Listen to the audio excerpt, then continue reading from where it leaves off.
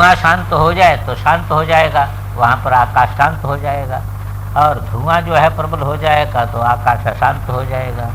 बस ऐसे खेल है सब, यही खेल सब चल रहे।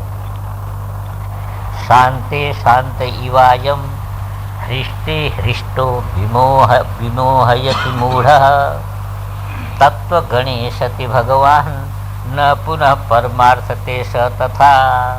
तत्व समूह शांत हो गया तो शांत के समान हो गया वो भगवान है। अयम और हृष्टे हृष्ट है। अब जब तत्व समूह हृष्ट हो गया, मन आपका हृष्ट हो गया तो आप हृष्ट हो गए, अब मन मूढ़ हो गया तो आप विमूढ़ हो गए हैं। तो तत्व गणे लगाई, तत्व गणे शांते सति शांत है, शांत ही वह तत्वगण के साथ सबके साथ लगाई। तत्वगण यही है ना, आध्यात्मिक तत्वगण यही है, इंद्रिय मन इत्यादि। तो तत्वगणे शांते सति शांतैव अयम, सब गुण विभाग ले लीजिए, यही तत्वगण है और क्या। अरे तत्वगणे है ना, इंद्रिय मन ये भूत ये सब तत्वगणे है तो है ना। तो तत्वगणे शांते अयम शांत इव, ऐसा अन्वय करिएगा। तत्वगणे हृष्टे अयम हृष्ट इव है। तत्वगणे जो है वह तत्वगणे मूढ़े सति अयम मूढ़ इव।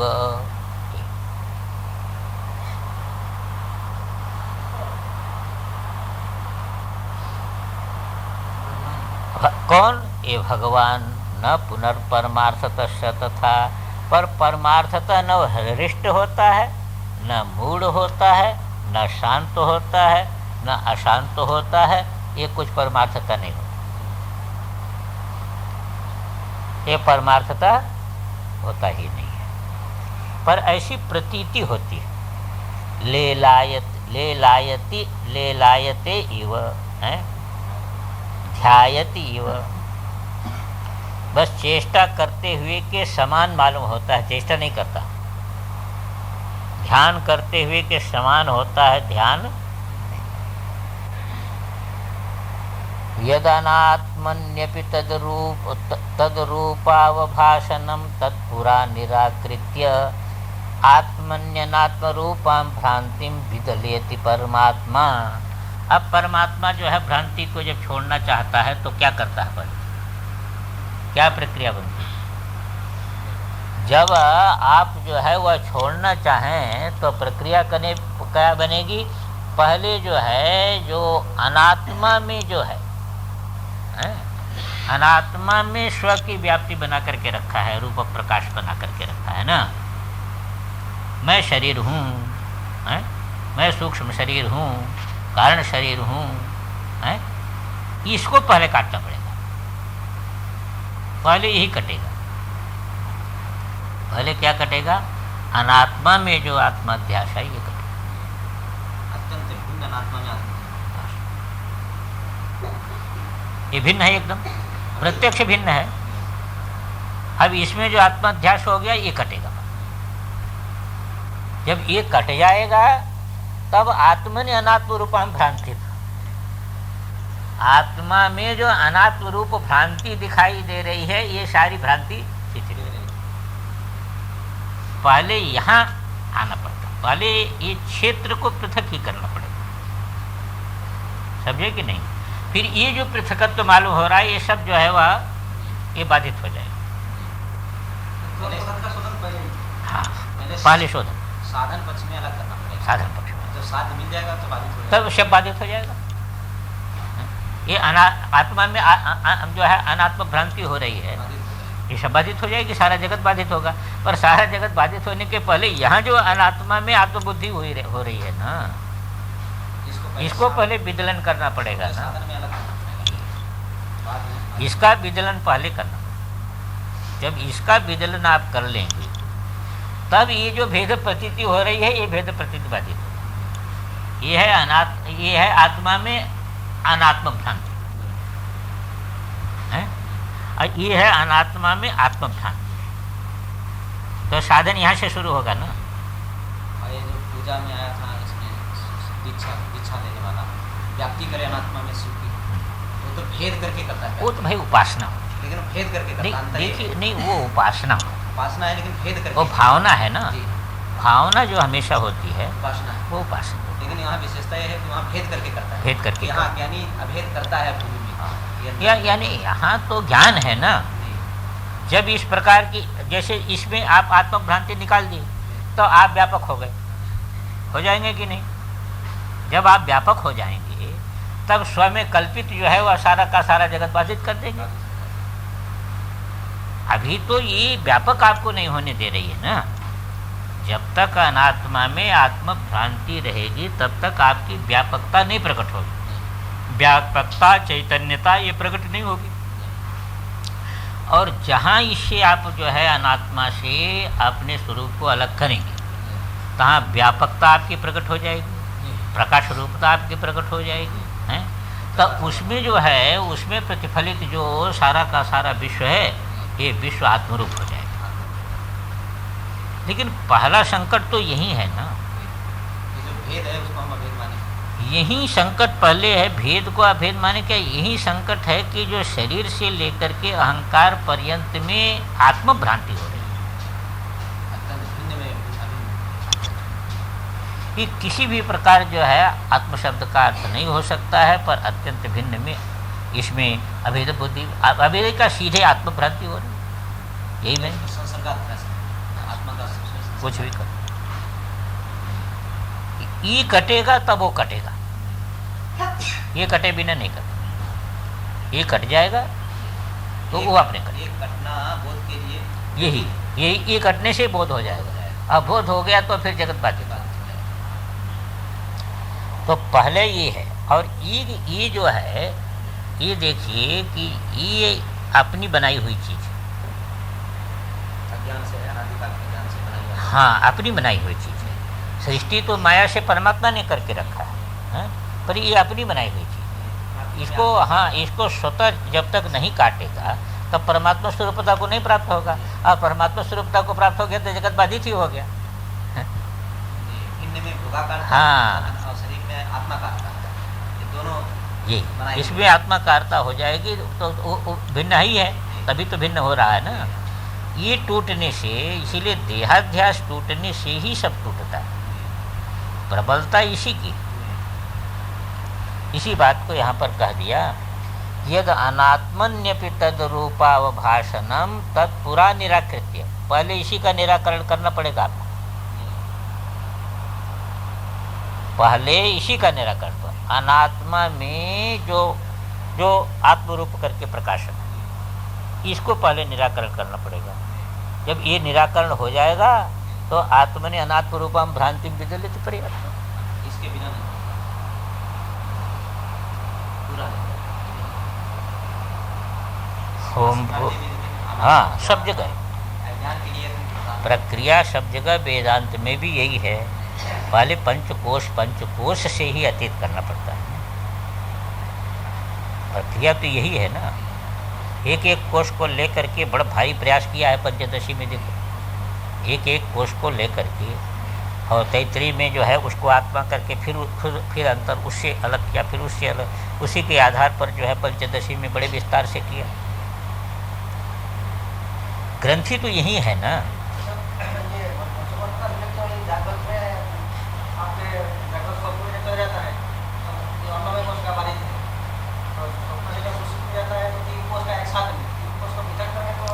मैंने सूक्ष्म शरीर में 3 कोष है ना। सूक्ष्म शरीर, एक अन्नमय कोष तो स्थूल शरीर, सूक्ष्म शरीर में प्राणमय कोष, मनोमय कोष, विज्ञानमय कोष, ये 3 कोष है सुषुप्ति में। एक कारण शरीर का था, वो कारण शरीर में उसमें, तो कारण शरीर में 1 कोष है। अब 3 शरीर का अभिमान जो छोड़ना है, यही पंचकोश का अभिमान। तो स्थूल शरीर में है पहले तो यही वज्र हुआ है, पहले तो यही वज्र होकर के बैठा है, अपनी व्याप्ति यहाँ नहीं लेता। यदि मन से इसको देख रहा है फिर भी पृथक करके नहीं जो है वह देख तो रहा ही है।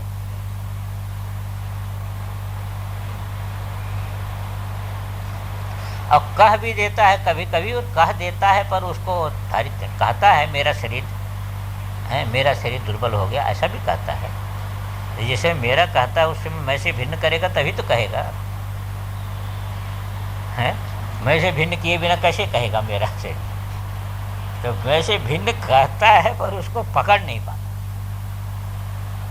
अगर मेरा मन चंचल हो गया, तो मेरा मन चंचल हुआ गया जब कहता है तो मन से भिन्न होकर के कहता है ना, पर उसको पकड़ नहीं पाता, बुद्धि शुद्ध न होने से पकड़ता। ओम पूर्णमदः। साधन में पहले क्या अपेक्षित? पहले यही अपेक्षित है कि जो अनात्मा में तद्रूपा वो भाषण है, ये शरीर से लेकर के अहंकार पर्यंत अनात्मा है।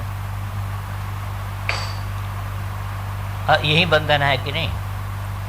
शरीर से लेकर के और अहंकार पर्यंत, जिसलिए ज्ञान का विषय हो रहा है इसलिए अनात्मा है। क्योंकि शरीर से बाहर के विषय में तो भ्रांति नहीं होती है। शरीर के बाहर के विषय में तो इदम का निश्चय करके इसने रखा है, पर शरीर से लेकर के अहंकार पर्यंत में कभी मैं हो जाता, कभी मेरा हो जाता। ये मैं मेरा रूपी जो बंधन है, ये शरीर से अहंकार पर्यंत में हो ही जाता है। मैं नहीं रहेगा तो मेरा होगा, मेरा नहीं होगा तो मैं होगा। तो ये जो तद्रूपा वो भाषण है, अनात्मा में आत्मरूपता का वो भाषण, यही मैं हूँ।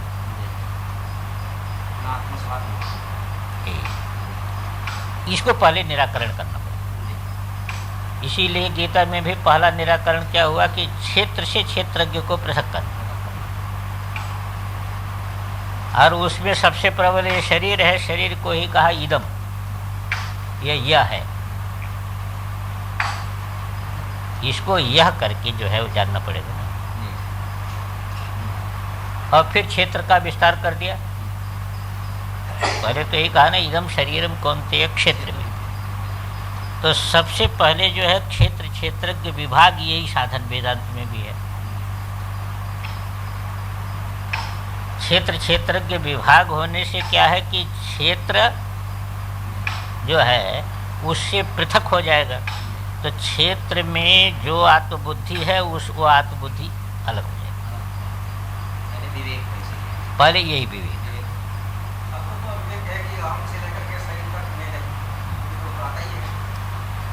हम कहते हैं कि सबको विवेक है, तो विवेक होगा तो नहीं आएगा। हम कहते हैं जानते हैं, और जानना एक चीज है, मानना एक चीज है, अनुभव करना एक चीज है। पहले तो मानना चाहिए, अस्ति इति उपलब्धव्य। पहले तो मानना पड़ेगा।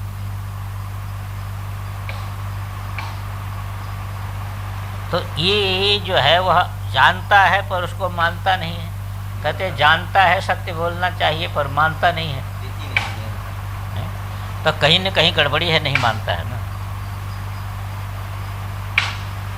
इसमें प्रीति नहीं, जगत में प्रीति, जगत में प्रीति वो मानने नहीं देती, माने सत्य को स्वीकार नहीं कर देने देती। सबसे बड़ी कमजोरी यही है। माया और कुछ नहीं करती है, सत्य को आपको स्वीकार नहीं करने देती। बस जिससे प्रीति करनी चाहिए उससे प्रीति नहीं, बस सत्य को स्वीकृति नहीं करने देगी तो असत्य से प्रीति हो जाएगी। सत्य को स्वीकार करने को कोई भी जो है वो बहुत बड़ा बल चाहिए। सत्य को स्वीकार करने के लिए, सत्य को स्वीकार करने के लिए बहुत बड़ा बल चाहिए।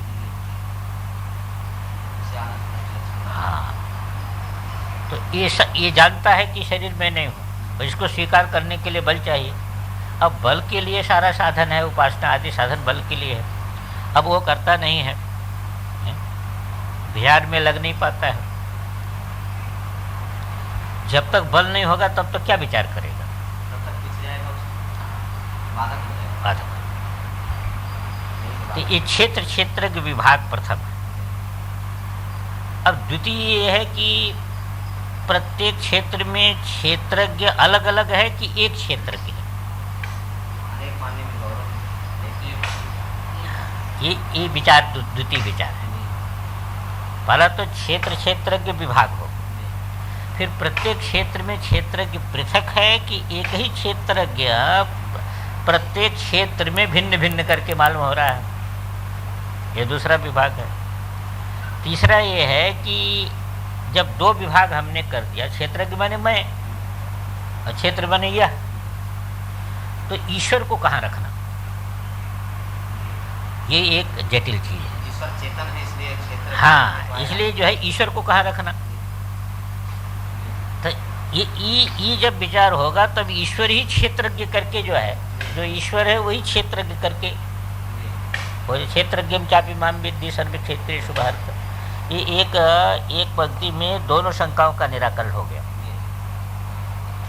यानी क्षेत्रज्ञ पृथक पृथक है, शरीर भी, इसका भी निराकरण हो गया है। और ईश्वर जो है क्षेत्र कोटि में जाएगा, इसका भी निराकरण हो गया। वो ईश्वर ही क्षेत्रज्ञ करके प्रतीत हो रहा है, एक हो गया। अब इसके बाद अंतिम चीज ये है कि ये क्षेत्रज्ञ दोनों स्वतंत्र हैं, हाँ, दोनों स्वतंत्र सत्ता रखते हैं या एक सत्ता में दूसरा कल्पित है, ये तीसरा विचार आएगा। और उसमें दोनों चीज जाएगी। जब ये समझ में आ जाएगा कि क्षेत्र का स्वतः अस्तित्व नहीं है, तब क्षेत्रज्ञत्व भी जो है वह क्षेत्रज्ञत्व भी कल्पित ही हो जाएगा। क्षेत्रज्ञ है तो ये प्रतियोगी भाव भी समाप्त हो जाएगा। तो क्षेत्रज्ञ और ज्ञानम ये ज्ञानम मतलब, यहाँ इनका यही कहना है कि पहले तो अनात्मा से ही आपको जो आत्मा व भाषण है इसी का निराकरण करना पड़ेगा। ये विचार करें क्षेत्र व्यवहारिक है कि पारमार्थिक? हाँ, व्यवहारिक नहीं बनेगी, व्यवहारिक है, प्रामाणिक। तो ये कहने का तात्पर्य कि जो है वह इसको पूरा निराकृत्य, तब आत्मा जब ये निराकरण हो जाएगा है, तब फिर जो है जो ये जगत है, अब ये सारा का सारा एक आत्मा है और इसमें जगत रूपी प्रतिभास है, नाम रूपा। तो आत्मा में जो अनात्मा हो रहा है, ये अनात्मा हो रहा है ना, आत्मा में ही अनात्मा भ्रांति हो रही है आत्मा है, पर्दा पर चित्र भ्रांति हो रही है आत्मा पर अनात्मा भ्रांति हो रही है। ये भ्रांति उसके बाद दूर हो, पहले अनात्मा में आत्म भ्रांति है, हाँ, फिर आत्मा में, फिर आत्मा में जो अनात्मा भ्रांति है वो दूर, क्योंकि वो अनात्मा आत्मा से भिन्न नहीं। हाँ, वो पहले नहीं होगा। वो जो पहले सोचना चाहता है कि सब परमेश्वर है, वो पहले नहीं बन सकता है। हाँ, पहले जो है जो अनात्मा में आत्माध्यास है, इसको अलग करना पड़ेगा, इसको दूर करना, तभी ये बात समझ में आएगी। उसमें ज्ञान होगा, ज्ञान के बाद ये हो, ये स्थिति बनेगी। अब ये दोनों यदि निवृत्त हो जाएं तो कोई भी कर्तव्य शेष आपका नहीं है, कोई भी कर्तव्य शेष है ही नहीं, क्योंकि अनात्मा है ही नहीं। बस अब कर्तव्य शेष नहीं है, भेद न रहने से कर्तव्य शेष नहीं है। इत्थम विभ्रम युगलक समूल विच्छेदने कृतार्थस्य कर्तव्यतांतर कलना न जातु परयोगिनो भवति। कहते इस प्रकार विभ्रम युगलक, समझे का आपने, और मूल से इसे दोनों हो गए ना, ये दोनों हो गए विभ्रम। इसलिए अब यहाँ देखिए, ये अलग ले रहे हैं ना, ये हो गया विभ्रम अध्यास। कौन? अनात्मा में आत्माध्यास और आत्मा में अनात्माध्यास, ये हो गया विभ्रम, ये हो गया विभ्रम। इसका मूल कौन हो गया? मूल अज्ञान है, मूल है अज्ञान, उसका विच्छेदन हो, अज्ञान विच्छेदन पूर्वक जो है ये अध्यास विच्छेद। तो ये विच्छेदने अब कृतार्थस्य परयोगिनो, जो कृतार्थ जो है योगी है,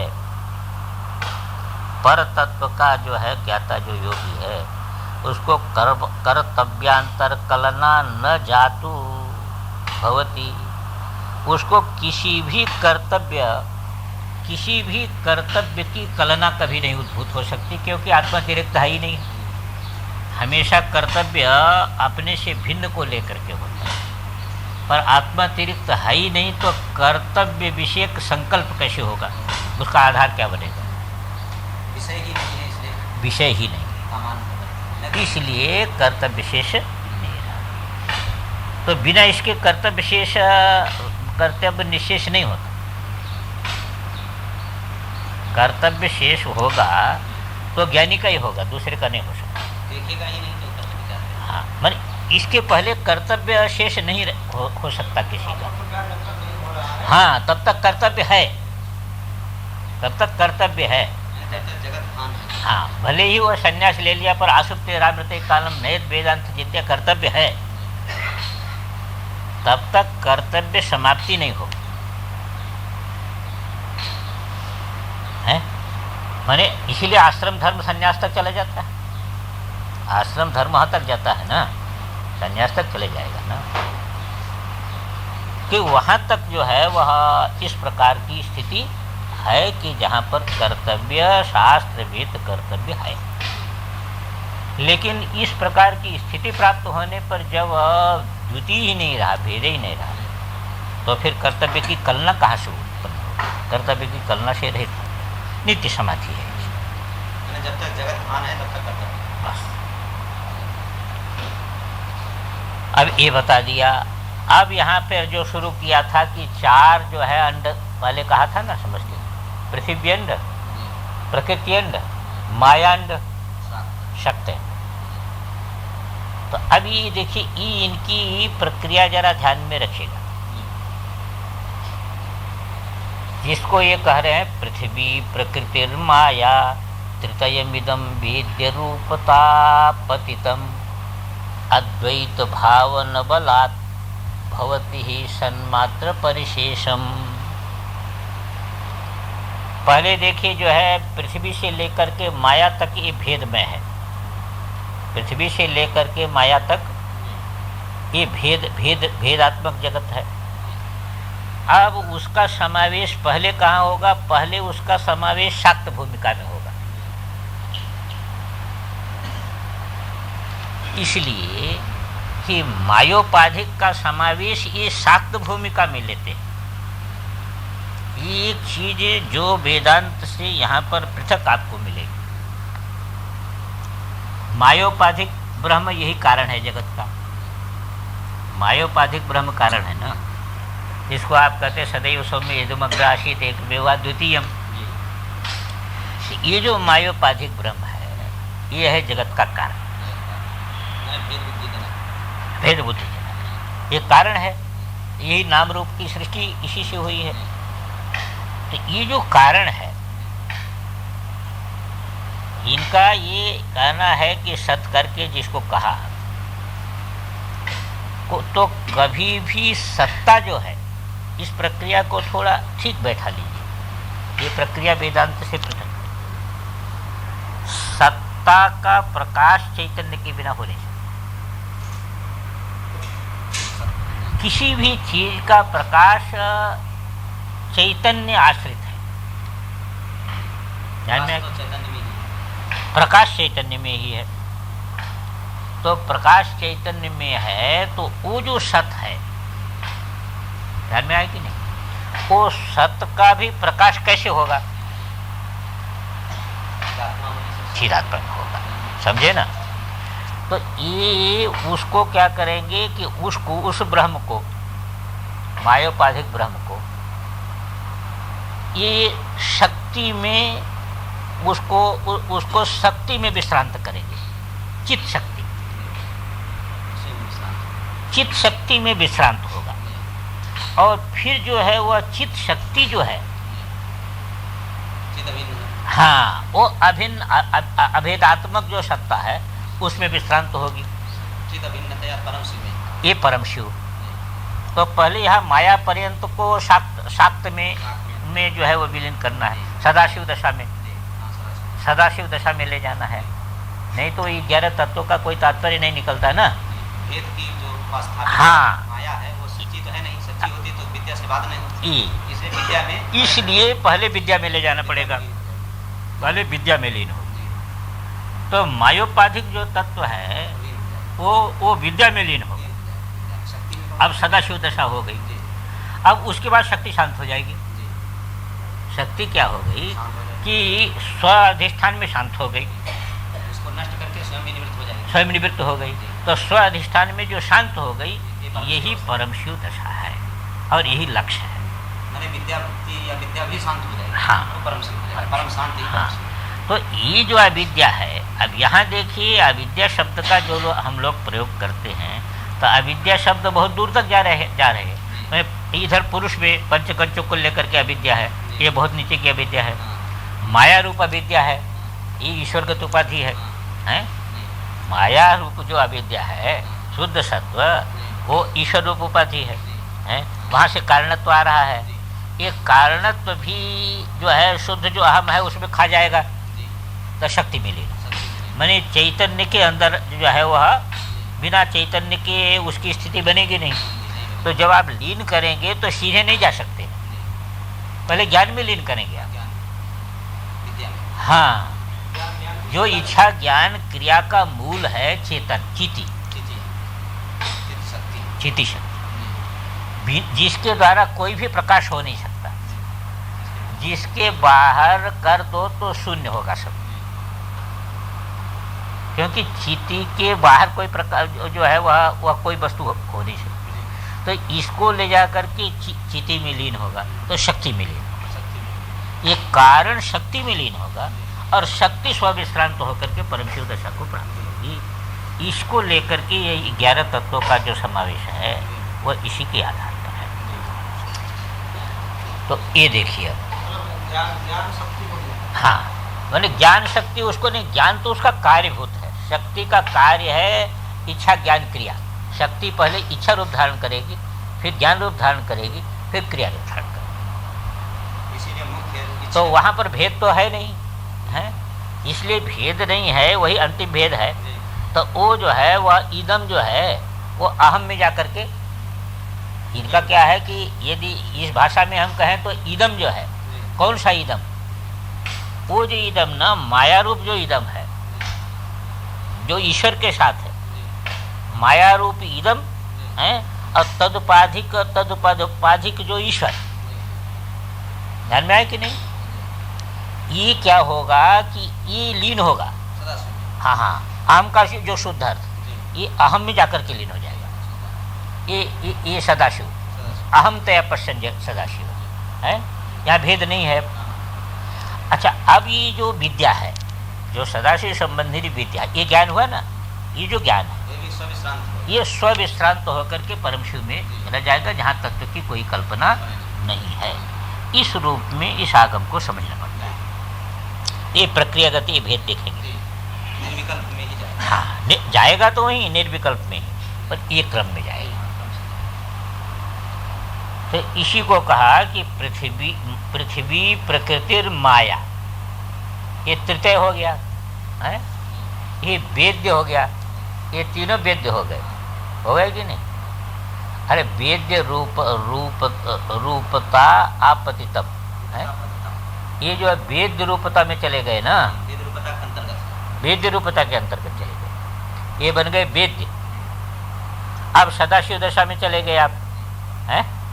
अब सदाशिव में इनका लीनीकरण होगा, तो अद्वैत भावन बलात् अहमेव। सदाशिव में क्या है? अहमेव, बस इससे आगे नहीं है, हैं? माया तो इदम को संपुटित करती है ना, पर यह अहमेव, ये जो अद्वैत भावन बलात् भवति ही सन्मात्र परिशेषम, ये तो हो गया वेद्य।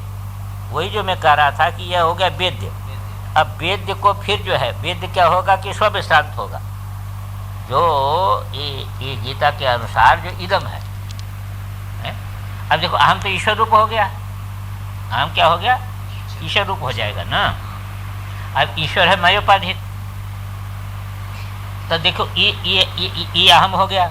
अब माया सहित सब इदम हो जाएगा, क्योंकि उसकी भी उपाधि इदम बनेगी। तो जब इदम बनेगी तो इदम जो है वह स्वतः सत्ता है नहीं, माया स्वतः सत्ता नहीं है, इसलिए अहम के आधार पर इदम है। वहाँ जो है वह साक्षी भाव जरा एक अलग हो जाता है, वहाँ पर विद्या भाव, विद्या भाव देते हैं। जरा वेदांत की प्रक्रिया से इसमें है।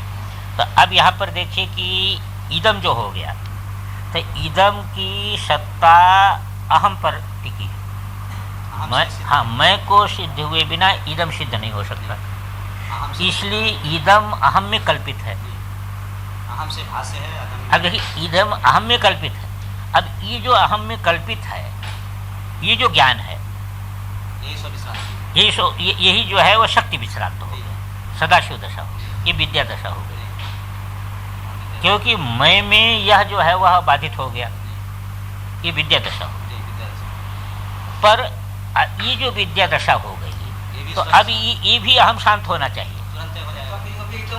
हाँ नहीं, इदम तो अहम रूप हो गया, अब ये अहम भी शांत होगा।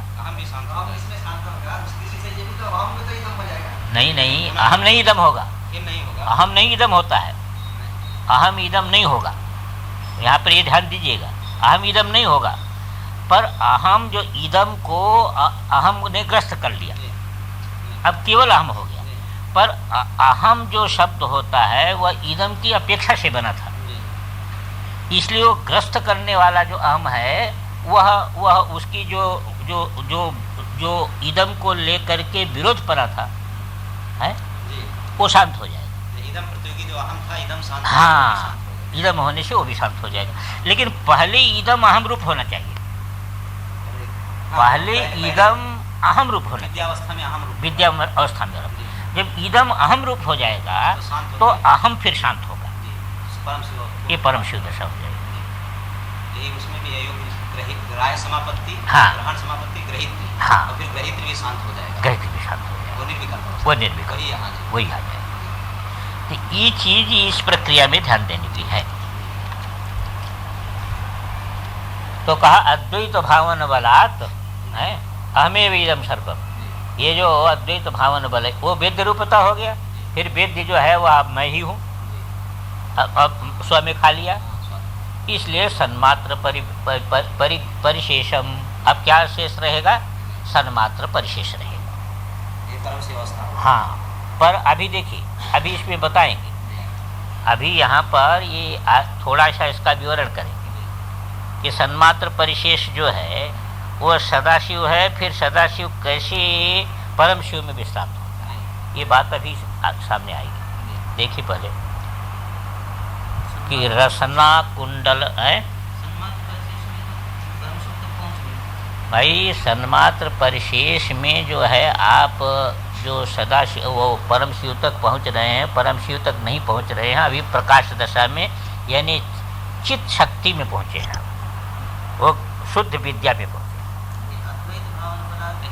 देखो शुद्ध विद्या में अद्वैत भावना ही है, अहम ही है, इदम है ही नहीं। इदम प्रतियोगी जो अहम है, अहम में पहुंचे, शुद्ध विद्या में है। हाँ, और इदम जब शांत हो गया तो इदम प्रतियोगी अहम भी शांत हो गया। हाँ, अब देखिए वो बात आएगी। अभी यहाँ तक आप ले जाइए कि सन्मात्र परिशेषम, अब ये सन को भी शांत करेगी। सदैव सौम्यमग्रासित, ये जो कारण दशा है, ये कारण भी शांत होगा, तब तो आप अधिष्ठान में पहुंचेंगे। कारण भी शांत होगा तब न पहुंचेंगे। कार्य तो शांत हो गया, कार्य शांत हो गया, इदम शांत हो गया, पर इदम का बीज जो कारण है अभी है, जिससे इदम उत्पन्न हुआ था है, जिसको सदैव सौम्य इदमग्रासित एकमेवा द्वितीयम कहा है, उसमें जो कारणता है, ये कारणता भी शांत होगी। सदाशिव दशा यही है, सदैव सौम्य इदमग्रासित एकमेवा द्वितीय, ये सदाशिव है। इनकी दृष्टि से ये सदाशिव है, वो आपके वेदांत की दृष्टि से भी वो परम तत्व नहीं है। हाँ, क्योंकि जगत का कारण है, इसलिए वेदांत की दृष्टि से भी परम तत्व नहीं है। हमने बताया ना कि ये सदाशिव दशा है, सदैव सौम्य इदमग्रासित एकमेवा द्वितीय, ये सदाशिव दशा है, ये कारण दशा है। ये कारणत्व भी समाप्त होगा। इसका आगे जो ईश्वर भावना है, ईश्वर अवस्था में जो मायापद एक ईश्वर है, हाँ वो तो वही तो सदैव समर्थ होगा ना। भाई ईश्वर है वो बात ठीक है, पर जब तद ऐक्षत, ये भी तो ईश्वर है ना, तद ऐक्षत ये भी ईश्वर है, पर ईक्षण के पहले वो जो है उसका क्या स्वरूप होगा? ईक्षण वाला ईश्वर एक हो जाएगा, और ईक्षण के पहले का ईश्वर अज्ञानी क्यों कहते? आप सीधे जो है अज्ञानी मत कहा करिए, माया भले ही कह दीजिए, अज्ञान मत कहा करिए, वहाँ अज्ञान का काम नहीं। अज्ञान इसलिए नहीं हम कह सकते हैं कि ईश्वर को भी देखो, ईश्वर को भी पूर्ण ज्ञान है। भाई ईश्वर में दो भाग क्यों नहीं करेंगे हम? भाई जैसे आप में कोई शक्ति है, आप चुप बैठे हैं, तब भी आप में शक्ति है, उस समय एक मेवा द्वितीय है आप। लेकिन जब आप उस शक्ति को प्रकट करते हैं तब आपका जो स्वरूप बनता है, पहले वो शक्ति का ज्ञान नहीं होता है। जब तक आप कार्य रूप में परिणत नहीं करेंगे तब तक हम आपको वक्ता नहीं कह सकते। आप में वक्तृत्व तो शक्ति है, देखिए शक्ति है, पर जब तक आप वक्तृत्व तो नहीं देंगे तब तक हम कह ही नहीं सकते कि आप शक्ति वाले हैं। हाँ, इसीलिए वहां एक मेवा द्वितीय कहा ना, उसको एक मेवा द्वितीय क्यों कहा? वहां सृष्टि का कर्ता करके हम ईश्वर को नहीं ले रहे हैं, सत को वहां नहीं ले रहे हैं। नहीं तो सृष्टि का कर्ता हम वहां कह देंगे तो एक मेवा द्वितीय नहीं सिद्ध होगा। वो तो सजाति विजाति सुगत भेद रहित है ना, कारण तत्व सजाति विजाति सुगत भेद रहित। ध्यान में आए कि नहीं? ये कारण दशा है। अब तदेक्षत, अब जो ईक्षण, जहां ईक्षण हुआ तहां पर उस समय अब शक्ति की कल्पना हमको करनी पड़ती है। ये नहीं, सदाशिव दशा में तदेक्षत नहीं है, ईश्वर दशा में तदेक्षत है। इसलिए उसमें दो भाग किया हुआ है। उसमें क्या हुआ? दो भाग हुआ। देखो ईश्वर को भी पूर्ण ज्ञान है और सदाशिव दशा में भी पूर्ण ज्ञान है, पर वह ज्ञान में सब परिसमाप्त है। और यहाँ जो है वह ज्ञान में गर्भित जो जगत है उसकी शिशिक्षा है ईश्वर में। इसीलिए जो शुद्ध विद्या है सदाशिव संबंधिनी, जो ईश्वर में भी है, वह माया के रूप में ईश्वर संबंधित होती है, तभी उसका नाम ईश्वर होता है। जो शुद्ध विद्या जिसने लीन करके रखा है वह माया के रूप में जब परिणत होगी, ध्यान में आए कि नहीं, तभी ईश्वर संज्ञा होगी। इसके पहले ईश्वर संज्ञा नहीं होगी। हाँ, इसके पहले आप साक्षी कहो, कुछ कहो वेदांत के तरफ से, पर यहाँ साक्षित्व भी नहीं बनता है इनके परंपरा में, क्योंकि वहाँ पर इदम नहीं है। तो साक्षी किसका होगा? साक्ष्य नहीं है, अहम में लीन है। तो साक्षी होगा तो कोई साक्ष्य होगा तो साक्षी होगा। इसलिए साक्षी भी का शब्द का जो हमारा प्रयोग है वह भी वहाँ नहीं घटता है, पर वहाँ पर घटता है। अब दो चीज है वहाँ पर। ईश्वरगत जो ज्ञान है, केवल वो ज्ञान को आप लीजिए, एक मेवा द्वितीय, ये ज्ञान एक मेवा द्वितीय रूप जो ज्ञान है, तो एक मेवा द्वितीय रूप ज्ञान जो है वही सदाशिव दशा है। वहाँ अहम है, इसलिए आड़ो मल ले लिया ना, अहम है, पर अहम में इदम पूर्ण रूप से लीन है, पूर्ण लीन है। किंचित भी अभिव्यक्ति नहीं है, न सूक्ष्म अभिव्यक्ति है न स्थूल। सूक्ष्म अभिव्यक्ति नहीं है तो स्थूल हम कैसे कहें? लेकिन ईश्वर दशा में सूक्ष्म उसकी अभिव्यक्ति होती है। हाँ, इदम आया, उसी को प्रकट करेगा वो। स्वात्मा भिन्न है, इदम है। हाँ, स्वात्मा भिन्न है पर इदम है, सूक्ष्म स्थिति हो गई कि नहीं? ये दशा होगी।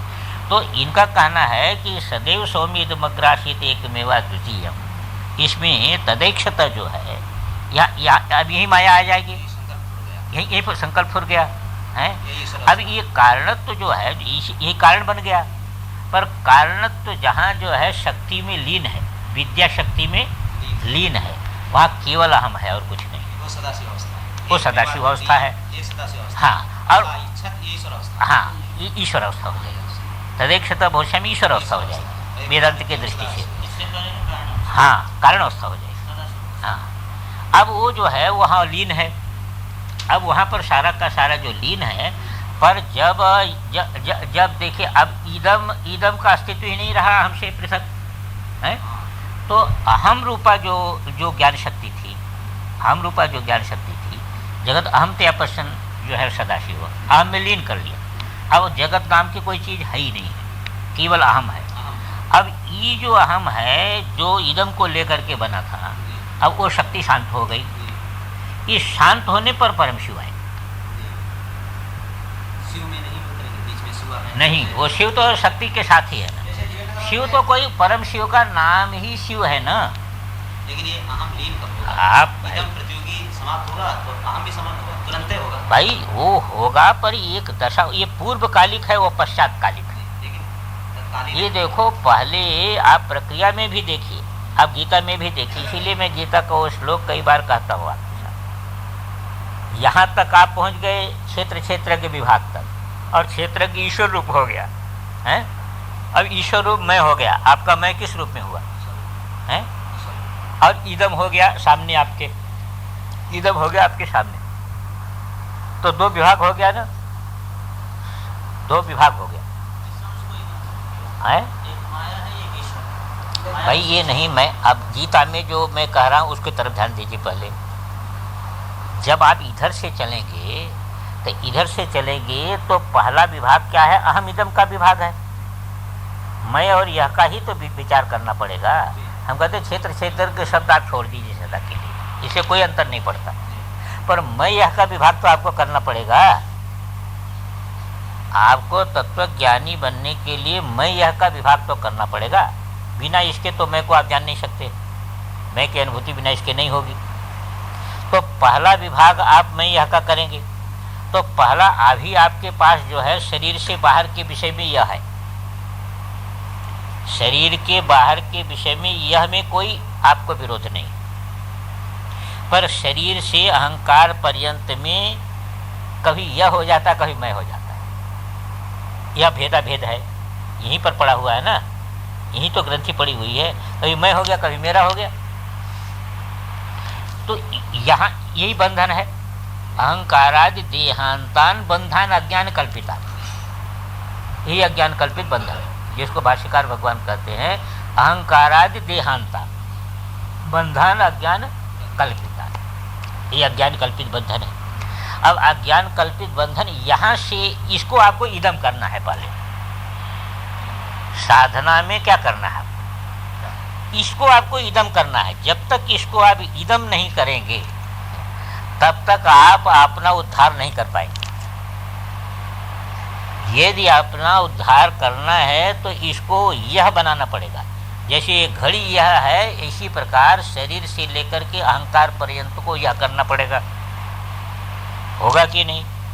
यही तो प्रक्रिया है वो गीता में, यह करना पड़ेगा। इसीलिए यह का पहले शरीर ले लिया, और फिर जो है पंचभूतान अहंकारो बुद्धि ये सारा का सारा ले लिया।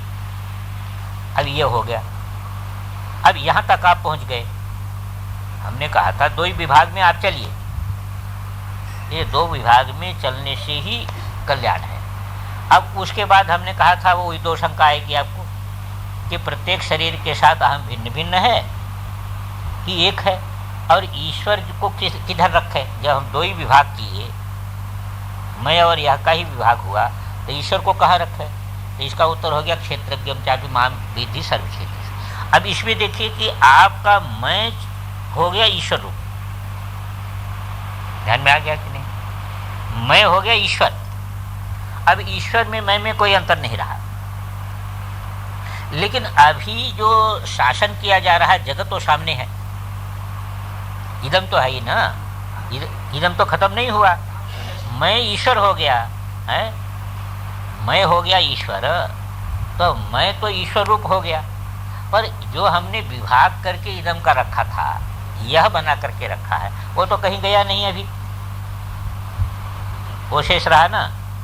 अब शेष रहा तो इदम को मैं में लीन करना है। अब ईंधन को भी ईश्वर बनाना।